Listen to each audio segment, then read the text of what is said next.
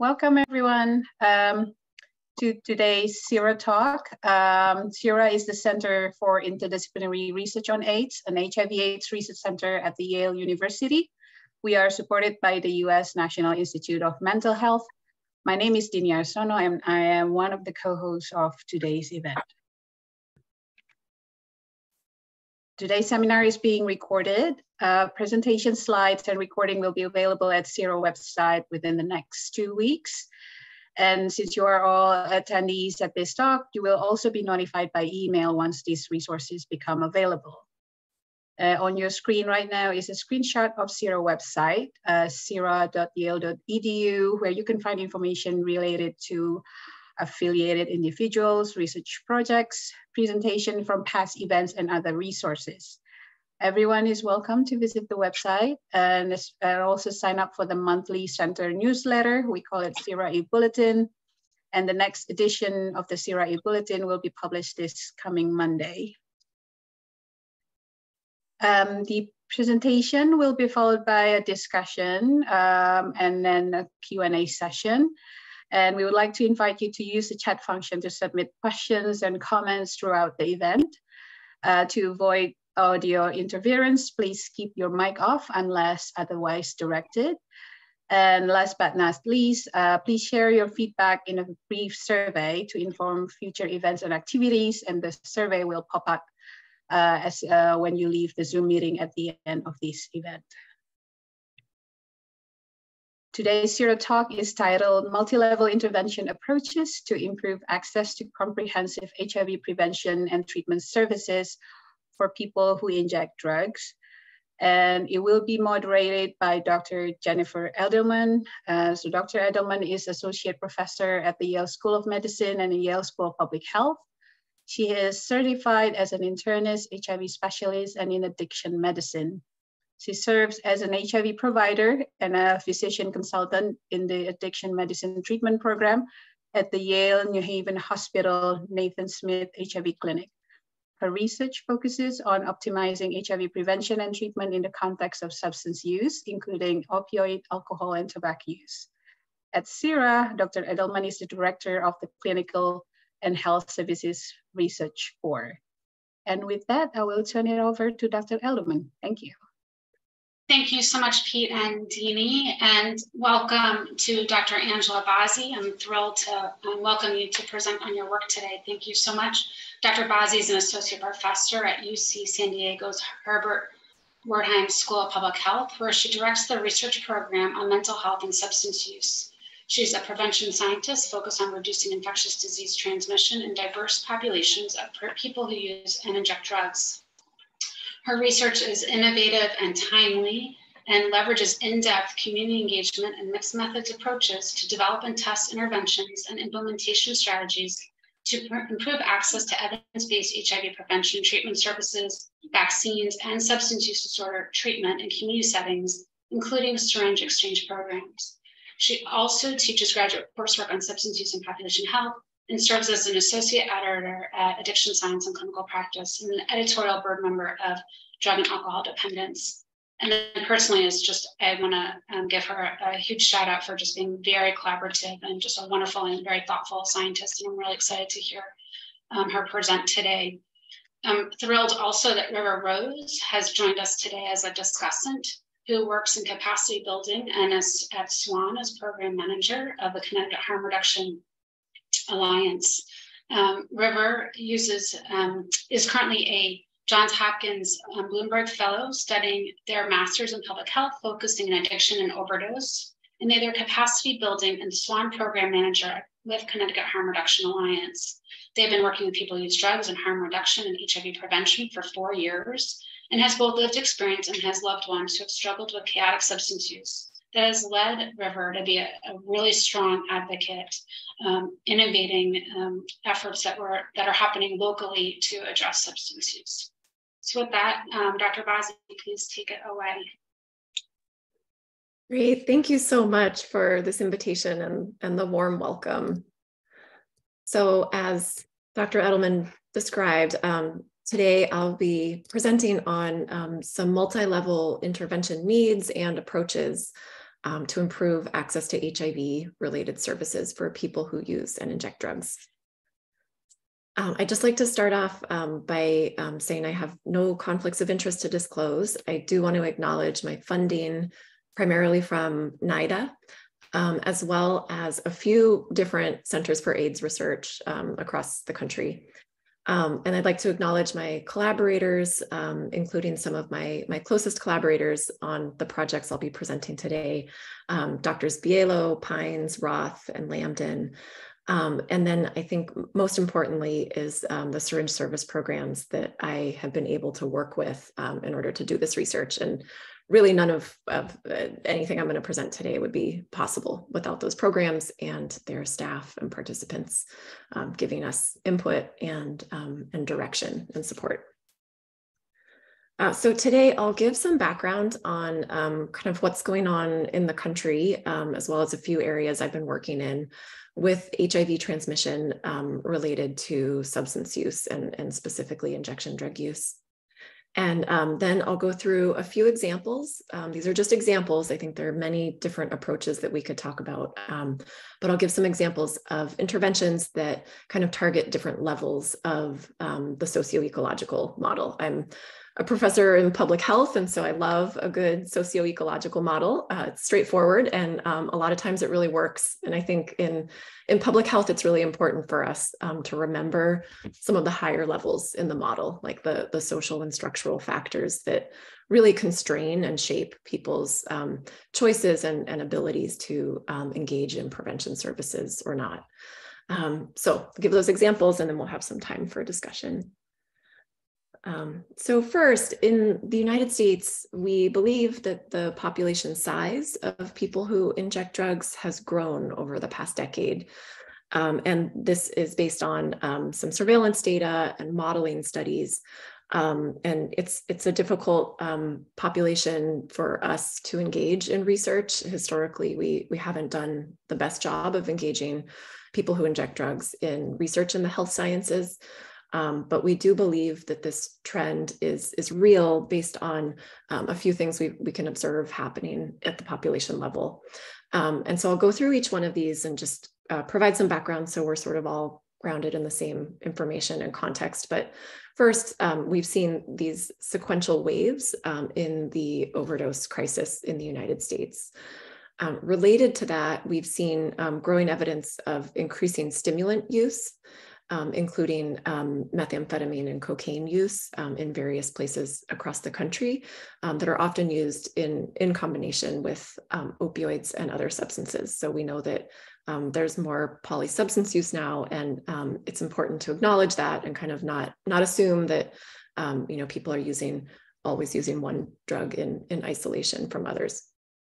And then finally, we have seen some epi-surveillance data that underscores the existence of increasing health consequences of injection drug use. So this includes skin and soft tissue infections, serious systemic infections that can result from those skin and soft tissue infections, as well as hepatitis C and HIV, which will be the focus of my talk today. So to go back to just the sort of overdose data that kind of provides critical context for our work in trying to understand HIV transmission. I'm sure many of you are familiar with this. This is just kind of a simple graphic showing primarily I want to draw your attention to the rise in synthetic opioids, including fentanyl, over the past decade. And we know now that we're really in sort of a new era involving stimulants. And so that can be seen in some of this data that's broken down a little bit more specifically, where you can see, that overdose deaths have increased overall. That's kind of this black line at the top. And this brown line, which includes fentanyl, is really parallel to that overall trend and probably driving most of it. But you can also see smaller but noticeable increases in overdose deaths involving cocaine, that's this magenta line, and other stimulants, including methamphetamine in the gray. And so why is this important for HIV transmission? Well, we've seen HIV incidence increase for the first time in decades in this population. which is unfortunate. There were a lot of important public health successes in HIV prevention related to injection drug use in the 1990s and early 2000s. But we've now seen pretty sizable HIV outbreaks across the United States, including in suburban and rural areas, as well as urban jurisdictions that have actually had long-standing access to HIV prevention services and syringe service programs. So some of the key drivers of this increase in transmission probably include fentanyl contamination. So we know that as fentanyl has contaminated the drug supply, that's kind of occurred over this same period of time. Fentanyl is shorter acting than heroin and other opioids. It's been associated with increased injection frequency and increased syringe sharing, which is a direct exposure to HIV. There's also some emerging evidence that it may enhance HIV replication, which is concerning as well. As I mentioned with the stimulant use, some of the stimulant use we've seen increase. Those stimulants have been long associated with increased sexual exposure to HIV, just based on decades of research. And then finally, we've seen emerging evidence on decreased access to comprehensive HIV services, including HIV testing, HIV prevention services, and treatment. So we can think about a variety of evidence-based HIV prevention tools that we have in our toolkit for addressing this problem. And so first, and very significantly, are syringe service programs. And there's abundant evidence from decades of research that these programs directly reduce injection-related HIV risk. They also provide harm reduction supplies related to safer sex, as well as a number of other critical prevention services, such as naloxone, increasingly drug checking services. And historically, they've been a venue where a lot of people can access HIV testing and then referrals to treatment services or other prevention services. And there are some complementary models of getting syringes out into the population through pharmacies, vending machines, safe consumption sites, or overdose prevention sites. And so there's emerging evidence around these things as well. But when we look at behavioral surveillance data from across the United States, we see that just a little over half of people who inject drugs report getting syringes from SSPs. We don't have national data on all of these complementary models, but some of these data kind of suggest that syringe coverage of the population is probably inadequate. And even as more syringe service programs become authorized and go into operation, we're still concerned in the context of fentanyl specifically that we sort of have an inadequate level of syringes to really keep up with demand. And so access is also limited geographically across the United States, as not all jurisdictions are supportive of syringe service programs. Another evidence-based HIV prevention strategy is medications for opioid use disorder, which are strongly associated with reduced injection and reduced injection-related exposures. We can also see from surveillance data that coverage of medications for opioid use disorder are suboptimal across the population. And finally, HIV testing, treatment, and prevention services. We have abundant evidence that HIV testing is a gateway into sort of the HIV prevention and treatment cascades. But we are concerned, especially coming out of the pandemic, that access to HIV testing and then these other services has been further reduced.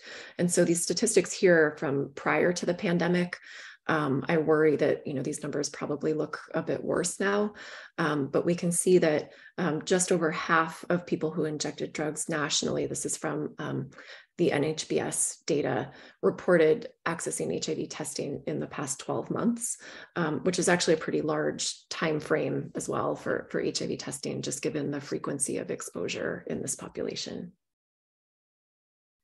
Another evidence-based prevention strategy is PrEP, or pre-exposure prophylaxis, which is the use of antiretroviral medications for HIV prevention. There was only one clinical trial that included people who inject drugs, and you can see here in this chart, it had an efficacy estimate that was sort of more or less in line with the other trials, a slightly wider confidence interval. But nevertheless, it was the only trial that has been conducted with people who inject drugs. They were excluded from all of the other trials. And based on this evidence, the U.S. Prevention Services Task Force recommended PrEP for HIV prevention in people who inject drugs in 2019. And then importantly, just in late 2021, long-acting injectable PrEP was approved by the US FDA. And that's important because we know that there are a lot of challenges adhering to daily oral medications for the general population and for people who inject drugs. And in the Bangkok-Tenofovir study, adherence was strongly predictive of efficacy, as it was in all of the other trials. So long-acting injectable PrEP involving cabotegravir that can be injected every 8 weeks is a really important advancement in this area. Unfortunately, people who inject drugs were excluded from the 2 major clinical trials of LAI PrEP.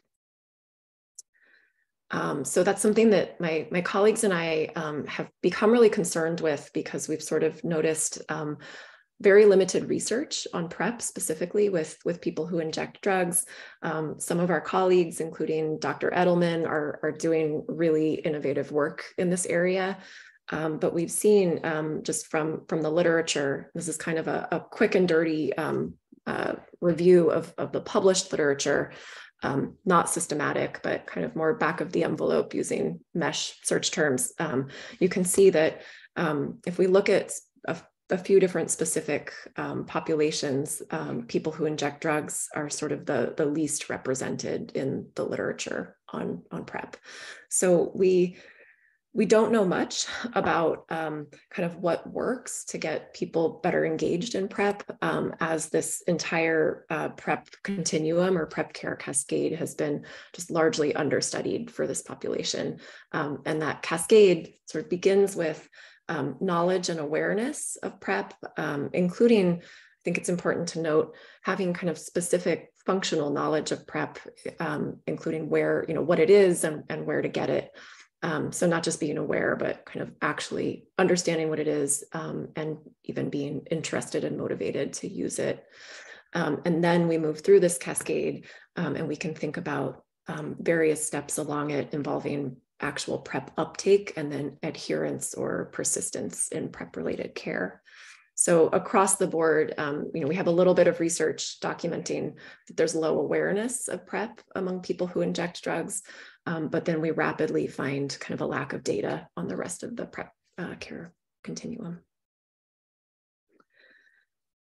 And so moving beyond this limited research, we also see pretty dramatic clinical underutilization of PrEP. So we have strong reason to believe that PrEP uptake is very low compared to indication based on risk of exposures. So as a recent systematic review of 23 PrEP studies found that self-reported uptake ranged from 0 to 3%.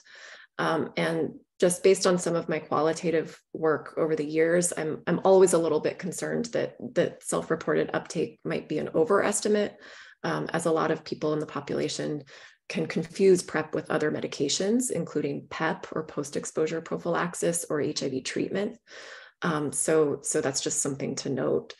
And another recent analysis using market scan data also found that there was a very low level of PrEP prescribing to people who had evidence of injection drug use.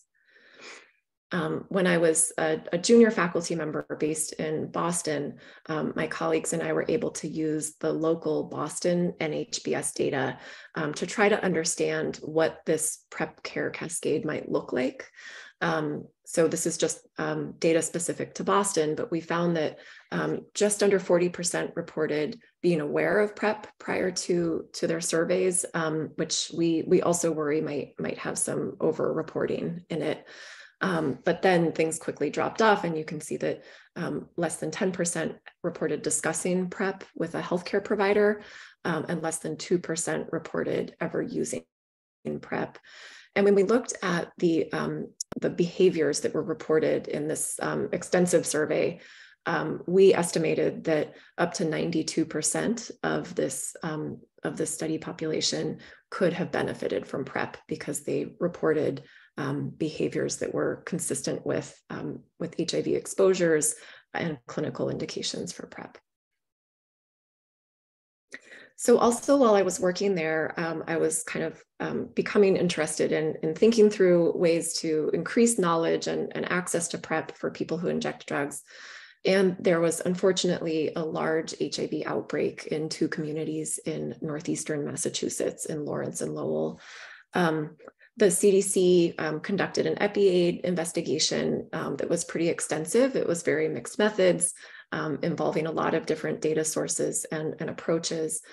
Overall, they identified over 155 cases of HIV that were molecularly linked just in these 2 communities in a roughly 3-year period. And their report is really interesting, and I think from a public health perspective, it's very thorough and should be commended.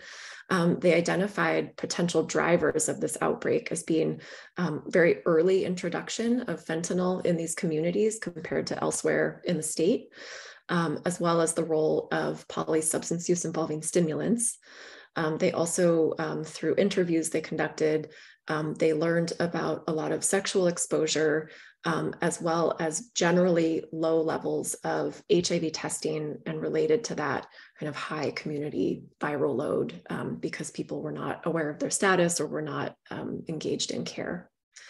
They also identified a number of structural factors, including homelessness, street sweeps of homeless encampments, and incarceration as factors that further interrupted people's abilities to access care. So we began conducting qualitative research. This was conducted in collaboration with Katie Bielo, who's now at Brown University. And we were able to get some CFAR funding as junior faculty members. We started conducting research initially just in Boston and Providence, where we were both based. And we started interviewing people who injected drugs. We partnered with syringe service programs to do this. So we could learn about, were people in this population even interested in PrEP? Were they concerned about HIV? And was this something that might be of interest and appealing? And then, if so, what were some of the barriers to uptake? So we initially started in these 2 cities, but then when the outbreak that I just described occurred, we were able to get subsequent funding to expand to numerous non-urban communities statewide. And we identified these communities using surveillance data that was available locally on primarily hepatitis C and overdose. And so overall, we wound up conducting qualitative interviews over a roughly 3-year period with 78 people who injected drugs and 34 professional key informants who included syringe service program staff, members of local health departments, healthcare providers, and even some individuals in other sectors, including law enforcement. Overall, this is kind of a summary of numerous papers, but we identified multi-level barriers to accessing PrEP as well as other HIV prevention services. So at the individual level, we found that there were relatively limited HIV risk perceptions, kind of despite the frequent exposures that people were describing. There was very low functional knowledge of PrEP. Again, people tended to confuse it with PEP or other medications if they said they had heard of it. And then there were, I think really importantly, there were just competing priorities related to addiction and the structural vulnerabilities people were experiencing. We also identified a number of interpersonal level barriers to HIV services, including potentially HIV-related stigma in social networks. But it's important to note that at the same time, we also identified a more positive role of peers as providing just basic information on health services and support for accessing services. So that was something I've kind of continued to think about, and I'll come back to in a bit. And then at the structural level, we also found just a very kind of pronounced stigma that people were experiencing in healthcare settings. So as one person told us, the minute they find out that you're a person who uses drugs, they don't want to help you at all. They change their whole attitude. It's how they look at you. It makes me standoffish and want to get care elsewhere. And so we started thinking, we really probably need multi-level approaches to deal with this. And we also want to think about working in more community-based settings. And so our approach was kind of to start thinking about really collaborating with syringe service programs. There are a number of PrEP interventions that have been developed and tested in healthcare settings and also in substance use treatment settings. But we were particularly interested in kind of this population that was not routinely accessing those services, but might have been accessing syringe service programs. So now I'll give a few examples of some intervention approaches we're testing. Again, these are just examples, but I think they highlight sort of the multiple levels of factors that we need to consider in addressing this situation.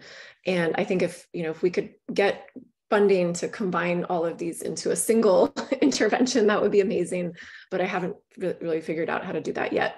So right now, let's kind of talk about each level separately. So first, at the individual level, Katie Bielo and I developed an intervention that we call kind of simply PrEP for Health, which is based on social cognitive theory. And it's delivered by PrEP navigators who are sitting in 2 syringe service programs in Massachusetts. And so the main intervention components of this kind of relate back to our qualitative research. We try to target HIV and PrEP education. So the navigators are trained also in motivational interviewing. So they provide kind of individually tailored PrEP and HIV education, as well as go through some problem solving and skills building around things like making appointments, keeping appointments, figuring out transportation.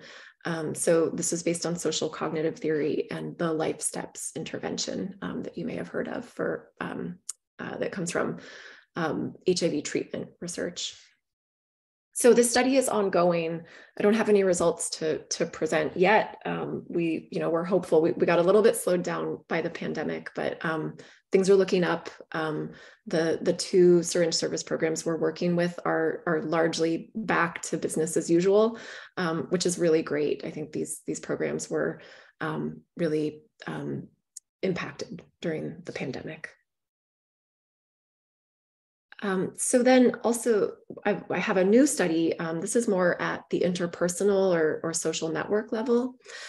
So my colleague Heather Pines from San Diego State University and I have developed a prevention ambassadors, we're calling it intervention, where we will train peers to use and distribute HIV self-test kits among their social networks. And this is based out of a syringe service program in Riverside County. And this was really the premise behind this was that, we know people who inject drugs face these multi-level barriers to accessing HIV testing in facilities. And a lot of syringe service programs have a long history of providing HIV testing, but that may have declined during the pandemic, and we haven't really seen it rebound to pre-pandemic levels yet. Syringe service programs also have a long history of promoting secondary distribution or peer delivery of other prevention supplies like syringes, naloxone, fentanyl test strips. And there's some evidence that suggests that peer distribution likely reaches groups that are potentially more vulnerable and are not accessing syringe service programs, fixed or mobile sites. So in other words, that this kind of distribution can sort of reach further into people's networks.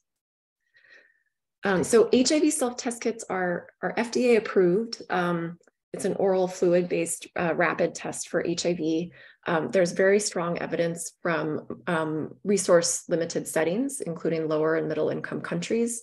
But there's very, very little research with people who inject drugs, and almost none to date conducted in the United States. We have a little bit of local knowledge from some research we've done here that people who inject drugs they report being willing to use HIV self-test kits, and the majority of them also report being willing to distribute them to their peers. So our intervention is designed to provide education and support around communicating around HIV self-test kits within social networks.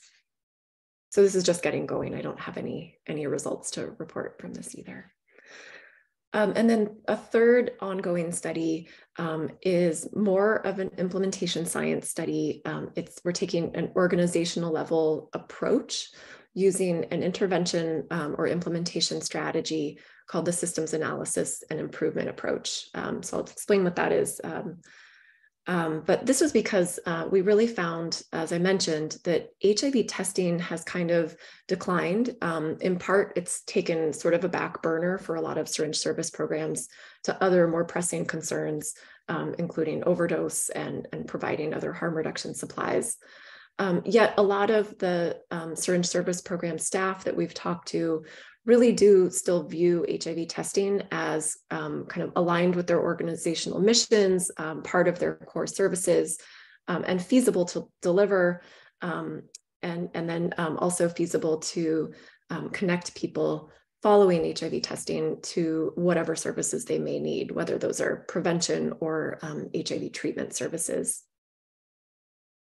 And so this approach is an organizational level intervention that you can think of as a type of kind of data-driven coaching that's provided to organizations. And so it involves collecting data on sort of a care delivery cascade. This was initially developed for prevention of mother-to-child transmission of HIV, but has been adapted for a number of different health outcomes and populations. So we're working with organizations. We are helping them kind of map data along their HIV prevention and treatment cascades, and then identify where there might be bottlenecks or sort of drop-offs in the cascade. And then we discuss potential strategies for addressing those drop-offs. And then it's really up to the organization to decide, what they want to prioritize. And then we review the data again, and this cycle repeats over a period of 12 months. So this is a study we're doing with our target is 32 syringe service programs nationally. And I think it's an exciting approach, and it's been really quite fun to work with programs and kind of think about data systems and how to use data in a way that can actually help programs. I think a lot of times syringe service programs are required to submit data, to external funders or health departments or local jurisdictions. And it's not always in a way that's really helpful for them as an organization. And so it's been pretty fun to learn about this approach and kind of see how we can try to help make data actually helpful for programs and for quality improvement. And so those are the intervention approaches I wanted to highlight. Those are just some examples. And I wanted to leave plenty of time for discussion to hear from all of you. But I just wanted to kind of end with this point that I think I really have learned through this work that we have a lot of research gaps, and it's very important to think about our inclusion and exclusion criteria and who we are engaging in our research, as well as who might be more systematically excluded. And so this is a problem that it extends beyond HIV prevention research and drug trials.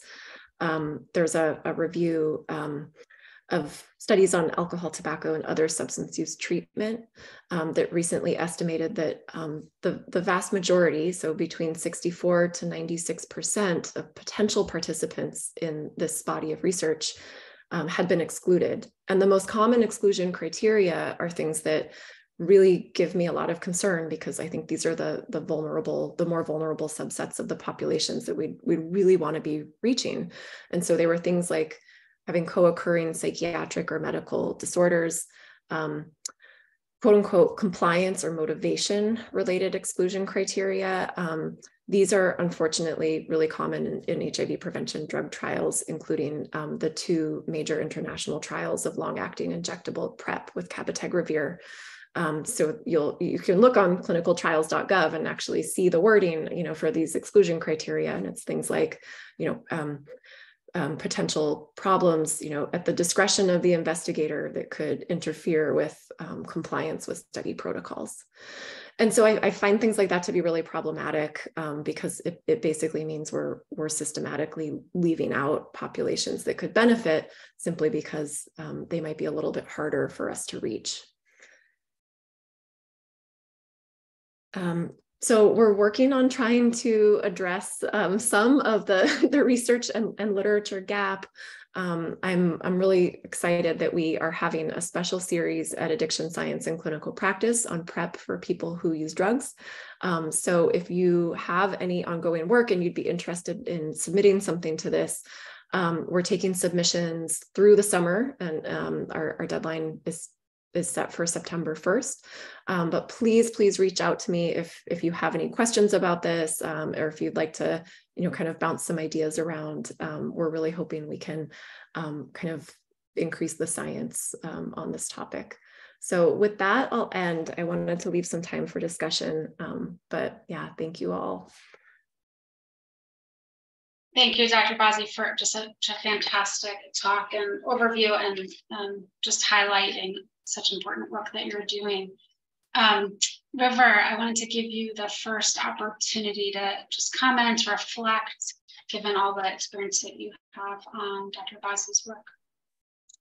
I mean, wow. And just in in the sense that one of the things that I was really kind of looking through as you were talking was to see the level of interventions and making sure that you were hitting things like homelessness and like, all of these structural barriers that a lot of our participants face when it comes to being able to access care, which is a lot of the things that I speak on when I'm talking to our funders and the people that we collaborate with on a daily basis, when it comes to, hey, how are things going when we're interacting with our community, in our programs. And, when our participants are trying to access care, we'll say, PrEP. That was a really good example. One of the things that I've seen the most is that they struggle to access things like PrEP, not necessarily just because, hey, I can't afford to pay for it, but I need to jump over these hurdles first before I can even think about entering this type of care. So we often have to have that conversation of what are the things that you need in order for us to then start to have that conversation, especially if you think that that's something that's important for you to prevent HIV. Do we need to start getting you connected to a housing case manager first? And then from there, can we get you in the process of getting connected to a provider that can get you onto PrEP? Is this something that's going to be affordable for you so that we can make sure you stay adherent and have that retention on PrEP? These are all things that we find challenging. On the other hand, what type of populations are you working with? Are they uninsurable? That's another thing that we often have a challenge with some of our participants, because we want to get them on PrEP, but then because they don't have insurance, we can only get them on PrEP and covered so much because of the cost to be able to reach and be with a provider. We're getting some people back in the office, so you might hear some noise.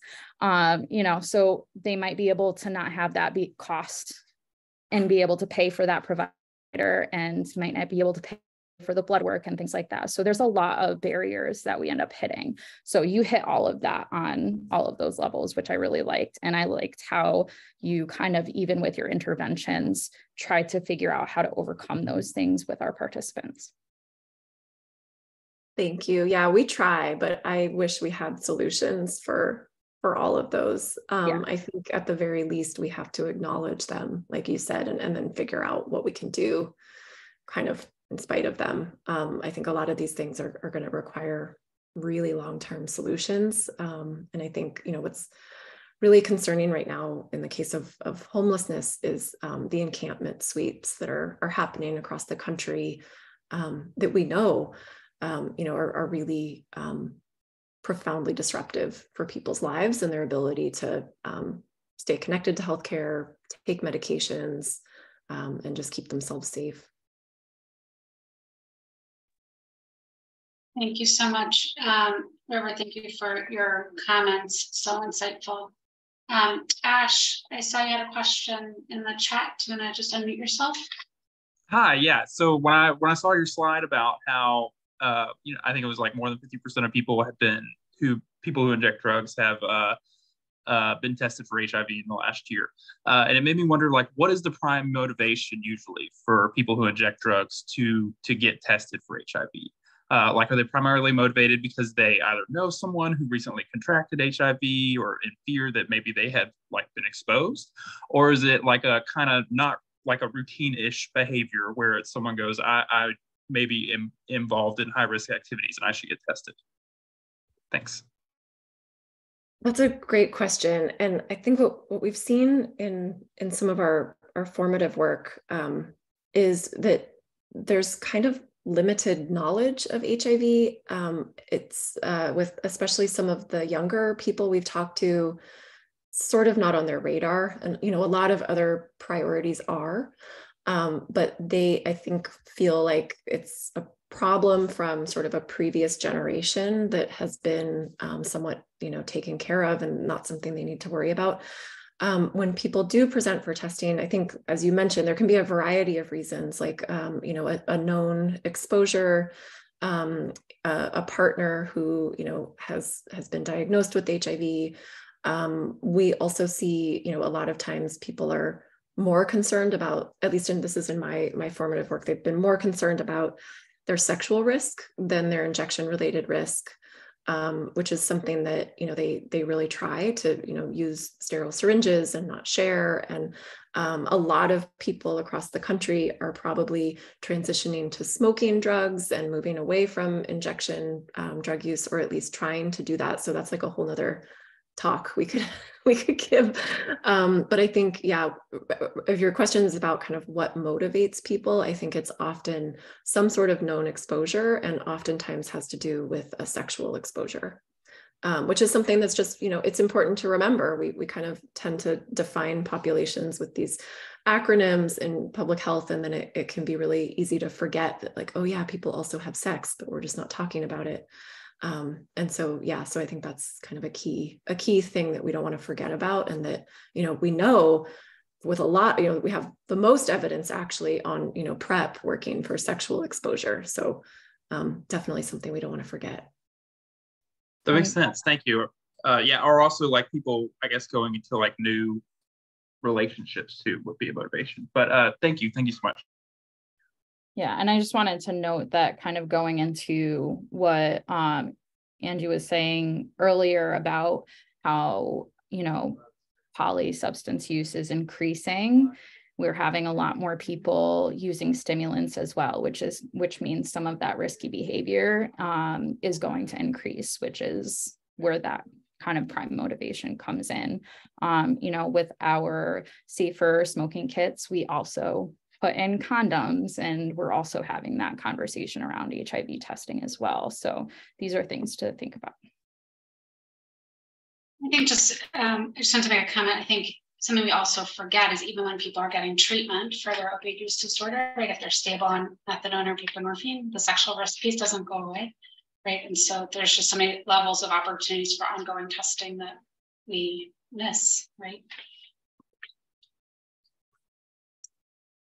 Benedicta, I saw you had a question in the chat. Would you like to unmute and ask your question? Yeah, thank you, Angela, for the talk.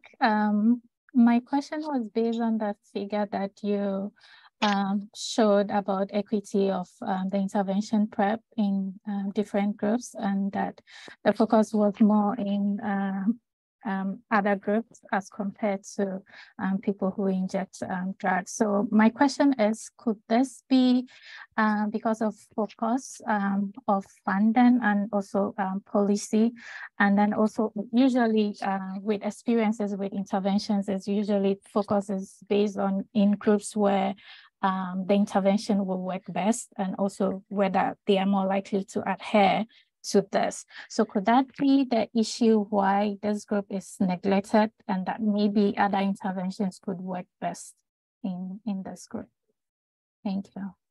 Yeah, thank you for your question. So we do have some data from PrEP prescribers from various samples and you know different specialties and in primary care, and we tend to see pretty consistently that PrEP prescribers report feeling the least comfortable prescribing PrEP to this population, or the least willing to prescribe PrEP to this population. And it is exactly what you said. It's related to concerns about adherence. And so I think, you know, that's definitely something that's important to think about, and we have to think about ways to support people with their adherence. You know, instead of just, well, it's my opinion, we shouldn't just write them off because adherence will be difficult, right? And that's going to be similar with, you know, with lots of medications, right? It's not unique to PrEP. It also has to do with medications for opioid use disorder and a lot of things that we know are really important. And so, yeah, we do see, you know, that the prescribers are sort of least willing to prescribe PrEP, so that might influence uptake. But we've also kind of speculated, and I don't have any proof for this, but we've speculated that some of those exclusion criteria for the clinical trials have to do with, you know, the same assumptions and concerns, which, you know, I think may be based on a mix of stigmatizing attitudes. And I mean, these assumptions can be really problematic, you know, and we've had participants tell us things like, hey, I use my heroin at the same time every day. Like, why couldn't I, you know, take this medication at the same time every day? But then of course there are structural challenges that get in the way. So some organizations are doing really innovative work supporting people with adherence, including having, you know, medication lockers and storage in within syringe service programs, including within mobile medical units and mobile vans that SSPs use. So there are a number of strategies. There's also kind of shorter term prescribing that you know, there's been some research on, you know, if we give people just a few pills at a time, like, does that actually kind of help keep them engaged? And so that's a question that, you know, that we're interested in. But now I'm just going on a tangent. I think I'm not answering your question anymore. But yes, it's a good question. I think adherence is a concern, and that's why, you know, long-acting injectable PrEP is potentially so powerful. Unfortunately, now we lack the clinical data, and you know, I think everything sort of starts from there, right? And so we have a lot of sort of, it's an uphill, I think, road to figuring out what to do about long-acting injectable PrEP, given that we lack the data from the trials. Dr. Copenhaver, I see your hand up. Yes, and you just started to answer my question. Really great talk, first of all. We're just completing a trial that is focused on PrEP and sort of a biobehavioral intervention, and then starting another one that focuses on PrEP and trying to help people who have cognitive impairment be more adherent to their appointments and participate better in groups, but also to be adherent to PrEP. And I was just wondering, I mean, you started talking about it a little bit, how long-acting injectable is going to flip those dynamics around, because on the one hand, it might solve some of the adherence issues, but on the other hand, these patients, you know, these opioid-dependent patients are pretty unpredictable. Some of the things they react to, you would think would be helpful, and then it causes, like they may not be as committed to, with a long-acting injectable, they have to really commit, to, like, they will be adherent because they take the injection, but are they, I think taking a pill daily is less of a commitment. And I just wonder what your thoughts are on that. I'm sure you've banged your head against the wall a lot about, trying to figure out how that's going to factor in. Yeah, no, thank you for raising that issue. And I think one of the big concerns with long-acting injectable PrEP is going to be how we retain people in care, right? Because we have concerns about what happens, if we lose people and their, cabotegravir starts wearing off, and then, could they become susceptible to, acquiring a resistant, infection, and kind of what are the implications of that? And I think that issue of retention is kind of also key to all of this, and to other medications as well. And I think that's an area where we really need more kind of community collaboration, because I think people can have the best intentions, wanting to stay engaged in care, but then, the encampment they're living in gets bulldozed, and, what are they going to prioritize, right? It's not going to be a doctor's appointment. And so I think this question of retention is something I spend a good chunk of my time worrying about, because we don't really know, what are the best strategies. And I think there is some evidence for kind of street level outreach, and just kind of consistent outreach and maintaining relationships. And so even if someone's on a long-acting medication, it's probably still helpful to see them frequently for smaller things, right? For a juice box and something else. Yeah. So I think there's a lot we can learn from community-based organizations, including syringe service programs, about how to really keep people engaged. And I see incentive in the chat, and that's kind of what I was getting at, was like, what are little ways we can kind of just incentivize people, not just to take a medication, but like to want to come back to see us, right? How do we maintain those relationships? And so I think having, supportive outreach is really important. I don't know how we pay for that and sustain it over time. But I think some of the biggest successes I've seen, and we've published a little bit based on a collaboration with Boston Healthcare for the Homeless, but a key ingredient of their model is street-based outreach and kind of meeting people where they are, instead of expecting them to come into the clinic. I think I'm probably telling you what you already know, but I don't know if that answered your question. So I was actually I was just thinking, it's kind of the perfect marriage between methadone patients and long-acting injectable PrEP, because you do have to stay, they have to stay engaged with the program, but they don't have to necessarily be responsible for taking the PrEP daily.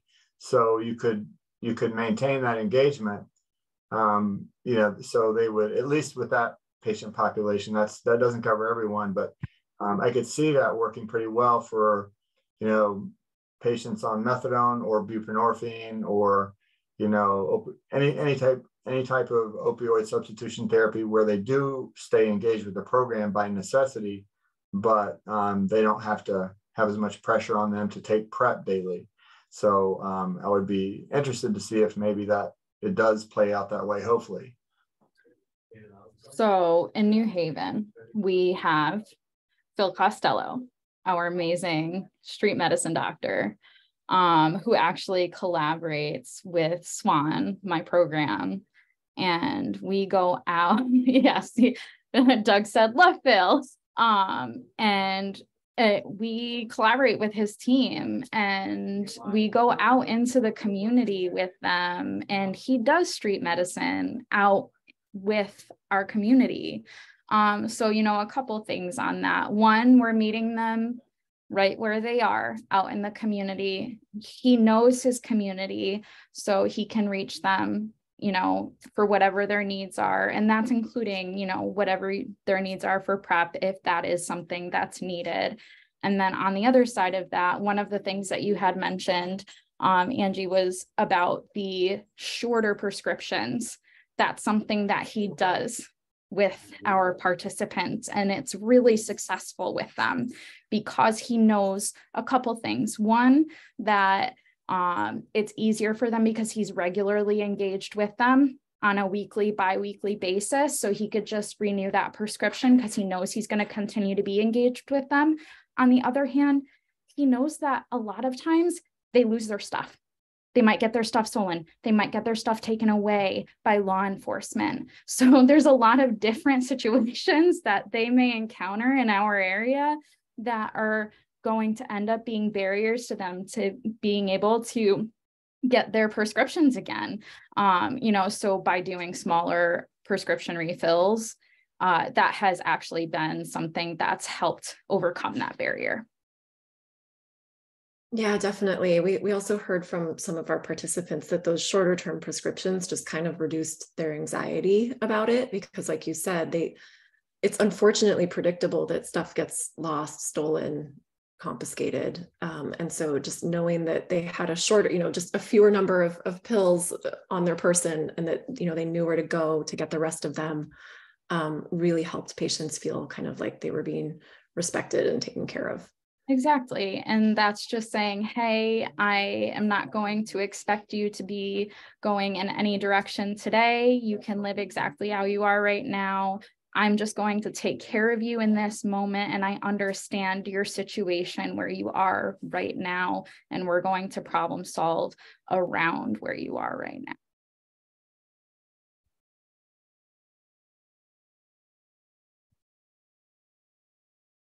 This has been just such an awesome discussion. I think so much work to be done, and if only NIH budgets would allow for multi-level interventions and systems that help support, like duplicate Ryan White for individuals who don't have HIV, right? There'd be so much opportunity to really move the needle. But in the meantime, I just love the work that all of you are doing, both of you are doing, and Dr. Bazzi, at the different levels of intervention that you're targeting. And really appreciate everyone coming today and joining the conversation. I'm going to be respectful of everybody's time. I think, Deanie, there's going to be a link in the chat for. No, so the survey will pop up as soon as everyone clicks off the Zoom meeting, and we would appreciate it if you could answer. This is a very brief survey, like 3 questions, 5 minutes of your time. And this is the last CIRA talk in the series for this semester.